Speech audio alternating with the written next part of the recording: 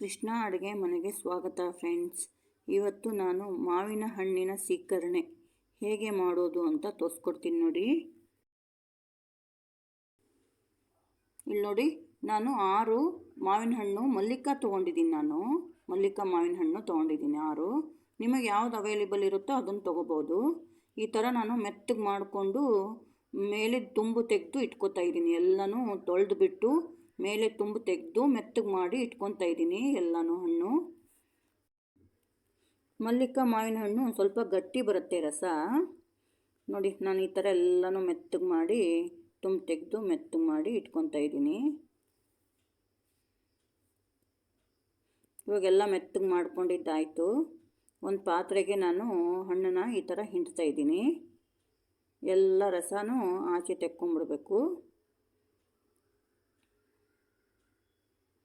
ಇದು ನೀವು ಕೈಯಿಂದನೂ ತೆಕ್ಕೋಬೋದು, ಇಲ್ಲ ಸ್ಪೂನಿಂದನೂ ತೆಕ್ಕೋಬೋದು. ನಾನು ಕೈಯಿಂದನೇ ತೆಗಿತಾ ಇದ್ದೀನಿ, ಅಂದರೆ ನೀಟಾಗಿ ಬರುತ್ತೆ ಅಂತ. ನೋಡಿ, ಸಿಪ್ಪೆ ಉಲ್ಟಾ ಮಾಡಿಬಿಟ್ಟು ಎಲ್ಲ ನೀಟಾಗಿ ಹಿಂಡ್ತಾ ಇದ್ದೀನಿ. ಮಲ್ಲಿಕಾ ಗೊಟ್ಟದ ಮೇಲೆ ಏನೂ ಉಳ್ಕೊಳ್ಳಲ್ಲ ರೀ. ಸಿಪ್ಪೆ ಮೇಲೆ ಗೊಟ್ಟದ ಮೇಲೆ ಏನೂ ಉಳ್ಕೊಳ್ಳಲ್ಲ. ರಸ ನೀಟಾಗಿ ಕ್ಲಿಯರಾಗಿ ಬಂದ್ಬಿಡುತ್ತೆ ಎಲ್ಲನೂ. ನಾನು ಇದೇ ಥರನೇ ಎಲ್ಲ ಹಣ್ಣು ಮಾಡ್ಕೊತೀನಿ ನೋಡಿ.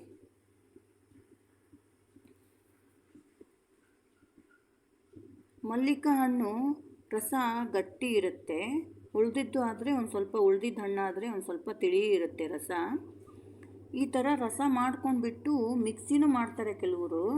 ಮಿಕ್ಸಿ ಮಾಡಿದ್ರೆ ಅಷ್ಟು ಟೇಸ್ಟು ಇರಲ್ಲ. ಹಾಗಾಗಿ ನಾನು ಇದೇ ಥರ ಮಾಡ್ಕೊತೀನಿ. ಇವಾಗ ಸಿಪ್ಪೆ ಎಲ್ಲ ಹಿಂಡಿದ್ದಾಯಿತು.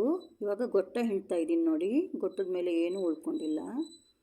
ಗೊಟ್ಟ ಹಿಂಡಿ ಎಲ್ಲನೂ ತೆಗಿತಾ ಇದ್ದೀನಿ. ಗೊಟ್ಟಗಳನ್ನು ನೀಟಾಗಿ ಬಂದುಬಿಡುತ್ತೆ ಆಚೆ ಎಲ್ಲ ರಸ. ಗೊಟ್ಟನೂ ಇದೇ ಥರ ಎಲ್ಲನೂ ಹಿಂಡಿ ತೆಕ್ಕೋತಾ ಇದ್ದೀನಿ, 6 ಗೊಟ್ಟನೂ.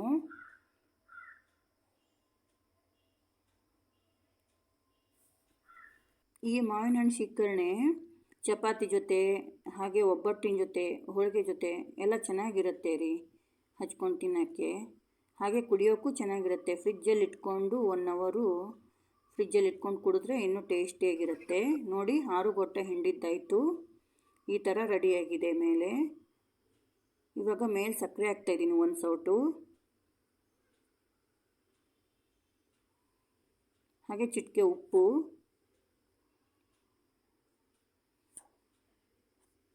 ಎಲ್ಲ ಚೆನ್ನಾಗಿ ಮಿಕ್ಸ್ ಮಾಡೋಣ.